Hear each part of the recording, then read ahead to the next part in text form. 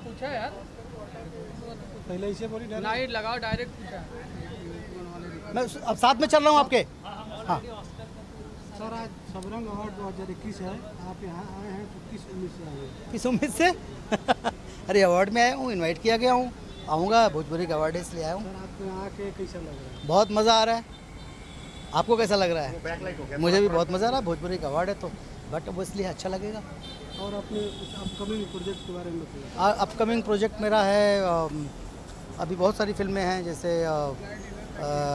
आई मिलन की रात, गबरू, बंसी बिरजू, और ऐसे बहुत फिल्में हैं। तेलुगु फिल्म है अहिंसा, ऐसे फिल्में हैं सब। ये रिलीज होने वाली किस सब यही सब बता रहा हूँ, 30-35 फिल्में हैं, याद नहीं आ रहा है।